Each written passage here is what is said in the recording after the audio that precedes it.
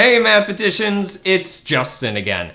We've solved so many problems and learned so much math this year. From place value to multiplication, fractions to division, measurement to geometry, you've put in a ton of effort and can work through any challenge that comes your way. And Mia has something very exciting planned for us. A virtual math quest to review what we've learned. We've got 4 challenges ahead, and each one will test us on something we practiced this year. Have your guided notes ready, and let's enter Math Quest, the virtual challenge.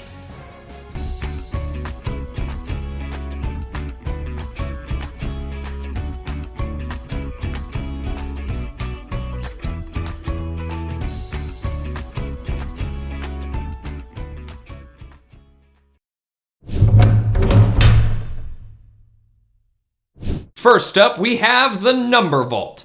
The door ahead is locked tight, and we need to figure out the 2 letters and 4 digits needed to unlock it. Here comes the first problem. Which number has a 7 with the smallest value? Oh, what do some of these numbers have? Decimals.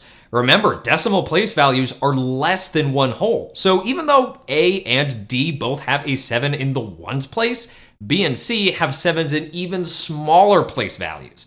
Which is less, 7/10ths or 7/100ths? The 7 in the 10ths place represents 7/10ths of 1 whole, and the 7 in the hundredths place represents 7/100ths. 7/100ths has the smallest value, so let's lock in C. Check out our next 2 problems. First, which number is equal to 2 million plus 50,000 plus 40 plus 6 plus 900ths? Then solve 305 and 2/10ths minus 257 and 300ths using the subtraction algorithm. Okay, mathematicians, pause here to solve both problems in your guided notes. We'll unlock this door in no time. To solve the first one, I wrote the number in standard form using each value. 2,000,000, 50,000, 46, and 900ths. Which one matches? A, yeah. And we've locked in both letters. For the subtraction problem, we can line up the digits vertically and add a placeholder 0 to make the decimal places match.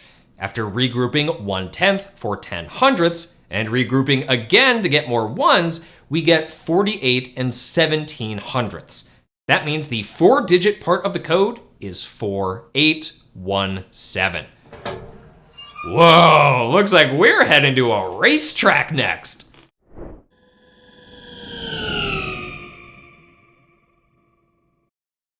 Welcome to Operation Speedway. To reach the finish line, we'll need to solve a mix of measurement conversions and multi-digit problems. Each one gives us a speed boost forward. 1 centimeter is equal to 10 millimeters, so how many millimeters are equal to 67 centimeters? We're going from a bigger unit, centimeters, to a smaller unit, millimeters. Which operation should we use to convert? Multiplication.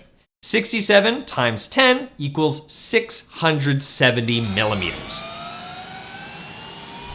The next speed boost also requires multiplication.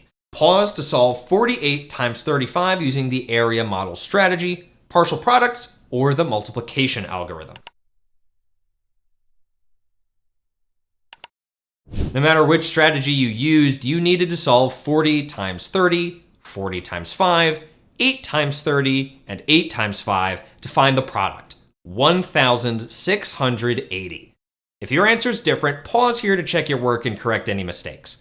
When you're ready, we have 2 more problems ahead to reach the finish line. Here we go. 1 yard is equal to 3 feet. So how many yards are equal to 27 feet? Why should we divide to figure this one out? Because we're going from a smaller unit, feet, to a bigger unit, yards. 27 divided by 3 equals 9 yards. We're nearly at the finish line. This division problem will give us the final boost we need to finish the race. Pause here to solve 2,497 divided by 4 using the long division algorithm. Remember, divide, multiply, subtract, bring down, and repeat.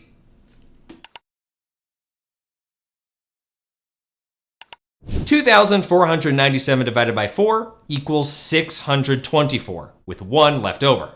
What's that leftover amount called again? A remainder. And we can represent it as a fraction too, 624 and 1/4. We did it! That was some speedy thinking.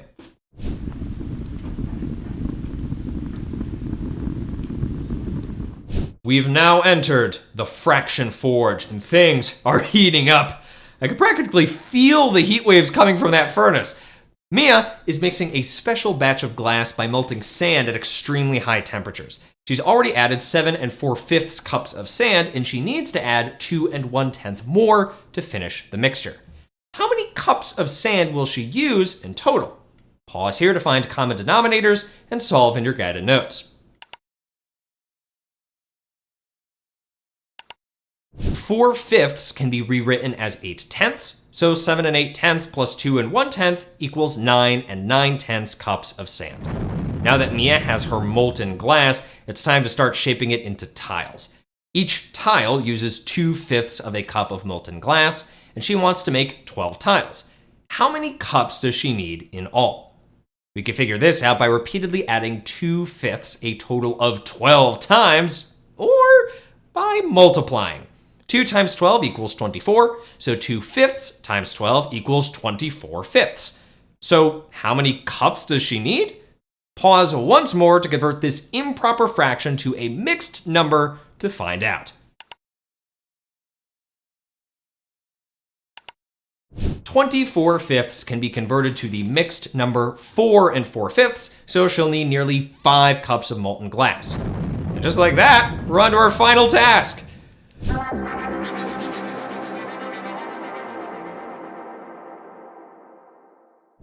Welcome to the final challenge, the Shape Shift Arena.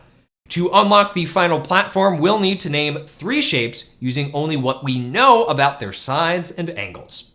One shape has 2 pairs of parallel sides and no right angles. Another has 1 pair of parallel sides, 2 acute angles, and 2 obtuse angles. And the third has 2 sides that are the same length, 2 angles that are the same, and all 3 angles add up to 180 degrees. Pause here to identify each shape. It might help to draw them out based on their descriptions. The shape with 2 pairs of parallel sides and no right angles? That's a parallelogram, or a rhombus if all the sides are the same length. The shape with 1 pair of parallel sides, 2 acute angles, and 2 obtuse angles? That's a trapezoid. And the shape with 2 equal sides, 2 equal angles, and a total of 180 degrees? That's an isosceles triangle. Shapes identified. Platform unlocked. Challenge complete. Welcome back, and congratulations on solving all 4 challenges.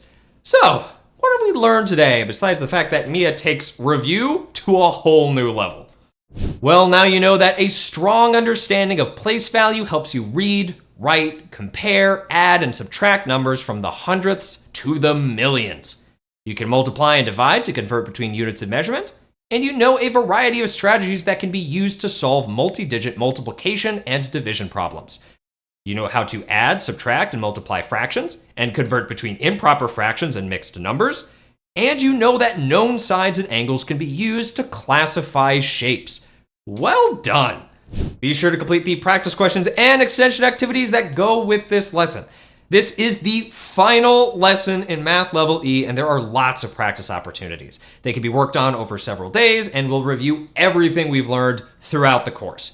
There's an extension activity to help you reflect on your progress and decide if there are any units or lessons you'd like to revisit. Then, when you're ready, you can take the course assessment and prove you're the real math master.